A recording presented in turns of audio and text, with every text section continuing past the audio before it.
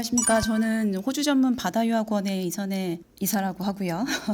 저희가 지금 두 가지 슬라이드를 준비했습니다. 첫 번째는 이민도 늘어나고 또 한국 아닌 호주의 투자도 늘어나고 이제 그런 추세가 지금 한국에서 어떤 식으로 이제 이루어지고 있는지 그런 것들에 대해서 이제 대략적으로 보실 수 있는 화면도 준비가 돼 있고요. 숫자상으로 보시는 것처럼 계속해서 이민이 꾸준히 증가하고 있고요. 기본적으로는 호주라는 나라의 이제 장점이 유학 후의 이민이 가능하기 때문에 그런 옵션으로 호주를 항상 먼저 생각하시는 분들의 문의도 많고요.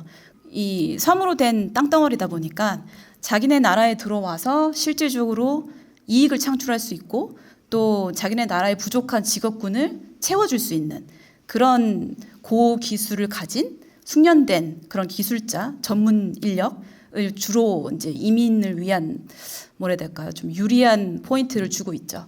그래서 저희가 이제 후반부에 좀 다루겠지만 기본적으로 이제 기술 쪽 그리고 혹은 비즈니스 투자 이런 이민들로 보통은 영주권에 대한 접근을 시도하신다. 이렇게 보시면 될 것 같으세요. 투자 이민 힘들다, 폐지됐다, 불가능하다.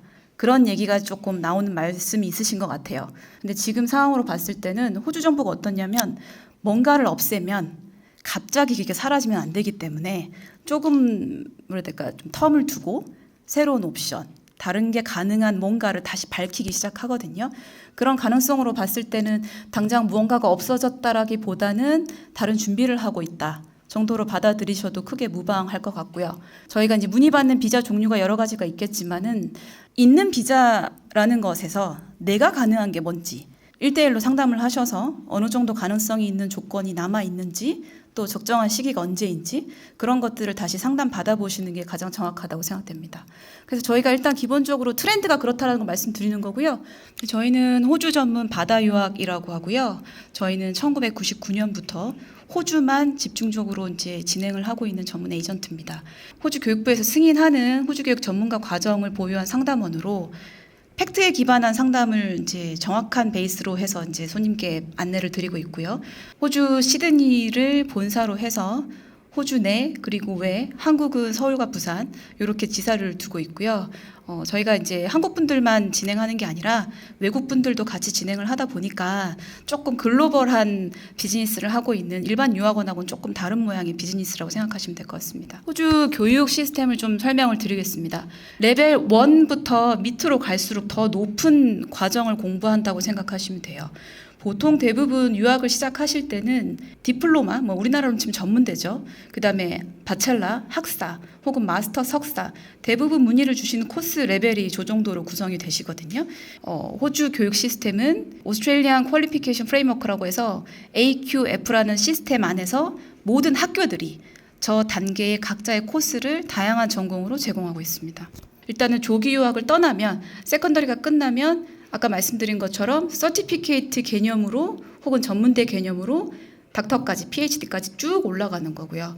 한국으로 치면은 디플로마는 컬리지, 말하자면 이제 전문 학사, 기술 위주로 배우는 게 좀 많겠죠.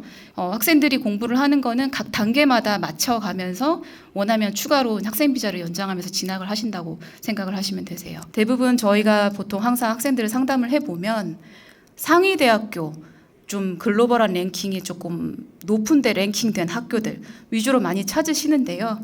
보통 호주의 그런 학교들을 그룹 오브 8이라고 해서 이런 학교가 이제 구성이 되어 있는 이유는 조금 더 연구 중심, 조금 더 높은 수준 높은 학업, 당연히 교수진도 당연히 좋으시겠죠.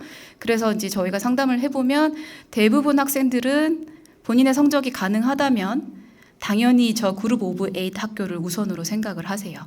연구 중심보다는 좀 실무 중심이라면 그룹 오브 10 조금 더 실무에 가까운 그런 산학 연계가 잘 되어 있는 그런 학교들도 요즘 학생들한테 많이 각광받고 있습니다. 직업군을 고르시는 게 조금 어려우실 겁니다. 이제 뭘 공부를 해야 되나 만약에 공부를 해야 된다면 제일 좋은 거는 한국에서 하셨던 부분을 이어가시기를 추천을 드리긴 해요. 왜냐하면 어느 정도 시간과 노력을 다 투자를 하셨을 테고 잘 알고 있는 분야이신 거니까 가능하면 호주에서 뭐 영어적인 부분도 새롭게 적응을 하셔야 되는데 공부에 대한 그런 지식적인 부분까지 완전히 새로 셋업하는 거는 어려움이 있으실 수도 있거든요. 그래서 저희 입장에서는 가능하면 또 비자가 순조롭게 나오기 위한 것도 있지만 가능하면은 원래 하셨던 베이스를 크게 벗어나시지 않기를 추천을 드리고요. 이거는 저희가 상담을 할 때 어떻게 상담의 그 전공을 골라가는지에 대한 과정을 그냥 샘플로 보여드리는 건데요. 맨 위에는 보면 이 학교에서 제공되는 코스가 어떤 것들이 있는지 그거를 학생들하고 같이 봅니다. 근데 그 중에 좀 더 관심이 있는 뭐 패컬티가 있겠죠. 학부. 그러면은 그 학부에서는 그럼 구체적으로 무슨 코스를 제공을 하는 게 있는지 그 분야를 보는 겁니다.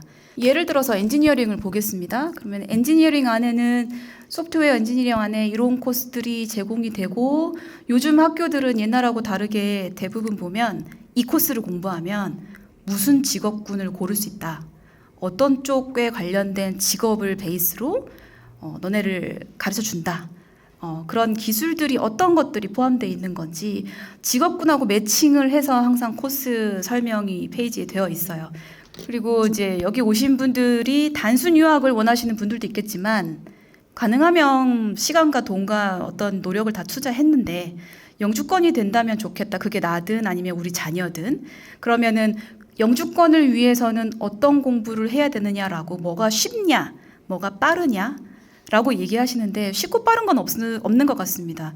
그러니까 어차피 공부를 한다라는 거는 그 공부를 해서 직업으로 활용을 하셔야 되는 거기 때문에 가능하면 어떤 분야로 좀 더 관심이 있으시냐 그 얘기가 되는 게 정답인 것 같고요. 예를 들어 이제 어떤 멜번에 있는 어떤 전문대 홈페이지에서 캡처를 한 건데요. 전문대 안에서 제공하는 코스들은 조금 더 실무 쪽입니다. 기술 쪽.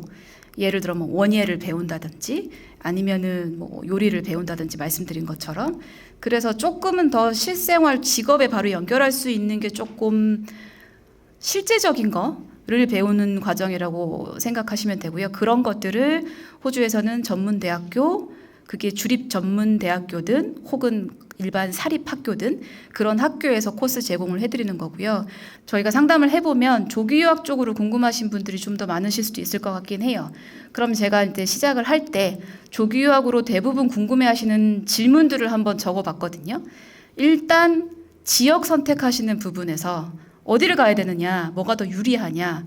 상담을 했을 때 지역은 저희가 특별히 추천드리지 않아도 대부분 지인들이 있으세요.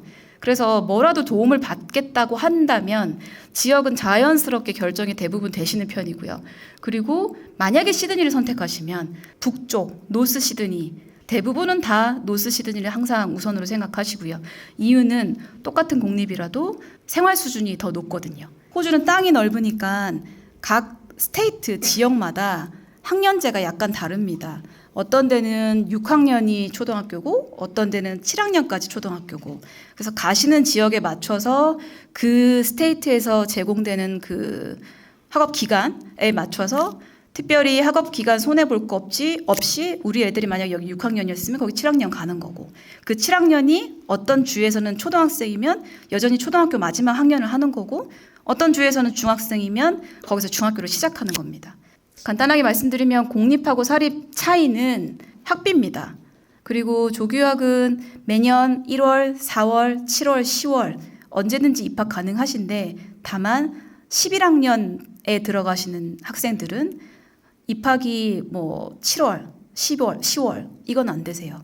그리고 교과 과정으로 치면은 뭐 5세부터 의무는 아니지만 수업을 시작해서 호주는 의무교육이 10학년까지거든요. 우리로 치면 고1이죠. 그때까지 공부하고 그 공부 마치고 공부를 좀 더 할 친구들은 11, 12학년 가서 내신 플러스 수능까지 준비를 해야 되는 거고 거기에서 이제 보케이셔널 기술 전문직으로 빠지는 친구들은 말하자면 대학 진학이 아니라 전문 학사 진학을 준비를 하게 됩니다. 1월, 4월, 7월, 10월 언제든지 시작은 가능하신데 대도시만 위주로 말씀드리자면 주마다도 시작일이 다르고요. 그리고 오른쪽에 보시는 것처럼 학교도 스테이트, 뭐 시드니냐 멜번이냐 그거 따라서 학비 차이가 있습니다. 근데 공립학교는 크게 차이는 안 나세요. 조기 유학을 가실 때 형태 3가지 설명드릴게요. 첫 번째는 애만 보내시는 거예요. 요거는 어린애들은 힘드세요. 그다음에 두 번째는 가디언, 보호자가 함께 가는 건데 요거는 부모 중에 한 분만 가디언이 되실 수 있기 때문에 가족 전체가 갈 수 있는 옵션은 안 되세요. 그러니까 쉽게 얘기하면 애만 보내냐 가족이 다 가느냐에 따라서 대부분은 1번 아니면 3번이시겠지만 만약에 애 엄마가 데려갈 겁니다라고 하시면 아버지는 관광비자로 왔다 갔다만 하셔야 돼요. 그러니까 가족이 계속 영구적으로 같이 있을 수는 없다라는 거 이해하셔야 되고요. 2번 같은 경우는 대부분은 엄마 아니면 할머니 이렇게 보통 가디언 지정해서 가시거든요. 가디언이 될 수 있는 친인척의 범주는 삼촌까지입니다. 그리고 기본적으로는 필요한 서류는 다 비슷하고요. 만약에 가디언 비자로 엄마가 가시면 일하실 수 없기 때문에 온전히 아이를 돌보는 조건으로 주는 비자라는 거를 인지를 하셔야 돼요. 물론 캐시로 피아노 레슨을 한다든지 수학 과외를 한다든지 그런 식으로 이제 주변의 사람들 통해서 아름아름 일하시는 분들도 있으시긴 해요. 근데 법적으로 안 된다라는 거 저희가 말씀드리고요. 그리고 만약에 집에 무슨 일이 있어요. 한국에 잠깐 와야 돼. 애를 놔두고 올 수 있습니까? 그냥 나오시면 안 되고요. 학교랑 얘기해서 교장 허락받고 애가 엄마 없을 동안 머물 수 있는 조건을 준비를 해놓으시고 나오셔야 됩니다. 최근에는 조금 그런 문의가 많긴 한데 가족이 다 같이 가고 싶어요 라고 하시거든요. 그러면 기본적으로는 엄마나 아빠 중에 한 분이 학생 비자로 공부를 하셔야 되는데 요거는 저희가 상담을 할 때 누가 공부하실 겁니까? 라고 물어보고 그에 맞게끔 형태로 설명을 드릴 거예요. 보시면 호주는 모든 비자가 서브 클래스라고 해서 번호가 매겨져 있습니다. 서브 클래스 500이라는 거는 학생 비자를 얘기하고요. 뭘 공부하든 학생 비자고요. 그리고 나머지 비자들 같은 경우에는 어떤 형태의 목적이냐에 따라서 번호가 다 지정되어 있기 때문에 그 번호로 저희가 언급을 합니다. 유학 후에 공부 안 해도 다른 비자 있냐라고 물어보시거든요. 그런 거는 대부분 보면은 이제 취업을 할 수 있는 시간을 주는 비자. 졸업생 임시 비자 아니면은 뭐 공부 끝났으니까 일자리를 찾을 수 있는 포스트 스터디 워크 비자 이런 것들이 있으세요. 근데 요게 나이 문제가 조금 이슈가 되기 때문에 늦게 공부를 시작하신 분들한테는 안타깝지만 좀 해당은 안 되실 거는 같고요. 제일 많이 생각하실 수 있는 부분이 독립기술 이민이실 겁니다. 일단 기본적으로는 유학 후 이민이 되는 국가이기 때문에 그럼 내가 공부하고 유학이라는 게 가능은 해요? 라고 하신다면은 네, 가능은 하세요. 다만 어떤 공부를 하셨고 본인의 영어 점수, 학력 점수, 나이 점수 그런 것들이 이민성이 요구하는 점수에 얼마나 매칭이 되느냐에 따라서 그 가능성은 당연히 열려 있는 제도입니다. 유학 후 이민 같은 경우로 저희가 일단 설명을 좀 드리자면 점수제입니다. 그래서 나이 점수, 영어 점수, 공부를 했던 거 혹은 해외 학위 경험 이런 것들 다 합쳤을 때 과연 내가 인비테이션을 받을 수 있는 최소 마크를 만들 수 있냐 없냐 그 차이로 보시면 될 것 같아요. 제일 나이 점수가 많은 게 25세, 32세 영주권 신청할 때 나이거든요. 제일 쌩쌩하게 일할 수 있는 나이기도 하잖아요. 자기네 나라에 얼마나 득을 줄 수 있는 젊은 전문 인력이냐 그에 대한 대우를 해주겠다라는 개념으로 이해를 하셔도 될 것 같고요. 영어 점수 당연히 높으면 높을수록 포인트 많이 주고요. 그다음에 이제 경력 부분 모든 건 다 서류로 증빙하셔야 돼요. 서류로 얼마만큼 경력을 인정받을 수 있게 준비하실 수 있느냐 그거를 봤을 때 몇 포인트를 득하실 수 있느냐 그런 개념으로 보셔야 되고요. 학력, 공부 얼마나 했는지 이런 것들 당연히 볼 거고 그게 호주 학력인지 해외 학력인지 혹은 경력 그런 것들을 같이 봅니다. 최소 65점인데요. 65는 커트라인이라서 완전 그냥 기본이고요. EOI라고 해서 인비테이션 받으시려면 회계 같은 경우에는 제가 듣기로는 뭐 80점? 뭐 이렇게 얘기 들은 적도 있어요. 지금 제가 안 봐서 모르겠지만 말하자면 기본은 기본인데 높은 마크를 만드실 수 있어야 이게 현실적으로 가능한 거라서 그래서 이민법무사님 분들하고 정확한 상담을 받아보셔야 된다고 생각합니다. 말하자면 주정부 기술 이민인데요. 주정부 스폰 받을 수 있는 뭐 당연히 주마다 틀리죠. 직업군만 틀리고 그런 것들에 대한 카테고리고요. 이것도 일단 말하자면 이게 다 기술 개념으로 간다고 생각하시면 돼요. 지금 상담하는 거랑 내가 실제 움직일 때 이민법의 기준이랑 다를 거기 때문에 항상 일단은 지금의 기준으로 상담은 하셔도 변화가 있을 수 있다는 것도 이제 아셔야 될 것 같아요. 지금은 이제 모든 세션이 다 끝났고요. 궁금하신 분야대로 오셔서 상담 이어가시면 될 것 같습니다. 감사합니다. 자, 오늘 세미나가 이제 막 끝났는데요. 어떻게 또 이렇게 세미나에 와주셔서 너무너무 감사합니다. 인터뷰에 응해 주셔서. 제가 감사드리죠. 사실 지난주였나요? 코엑스 세미나 때 뵙고서 질문을 좀 드리고 싶었는데 사람이 너무 많아가지고 그냥 잠깐만 밖에 못 여쭤보고서 필요한 공부 같은 것들을 오늘 많이 설명도 해주시고 제가 개인적인 것들을 좀 많이 여쭤보셔서 좋은 기회였고 저는 특히 또 뭐 부동산도 그렇지만 또 애들 것도 진로도 문제도 유학도 궁금했었는데 2부 시간에 요원의 설명을 좀 잘 해주셔서 제 개인적인 궁금했던 것들이 좀 많이 해소가 돼서 괜찮았습니까, 내용이? 네 저한테는 정말 유익한 시간이었습니다. 아, 그래요? 너무 감사해요. 저는 코엑스에서 그때 만났을 때 여기 세미나 꼭 방문해달라고 했는데 진짜 와주실지 몰랐어요. 필요하니까요. 아마 저처럼 이렇게 필요한 사람들이 또 많이 있을 거라서 자주 해주시면 저도 사실 생각나는 건 물어봤는데 이제 하나하나 알아가고 있기 때문에 또 궁금한 게 생길 것 같거든요. 그래서 자주 해주시면 좋을 것 같습니다. 너무 감사합니다. 제가 와주셔서. 감사드립니다. 감사합니다. 감사합니다.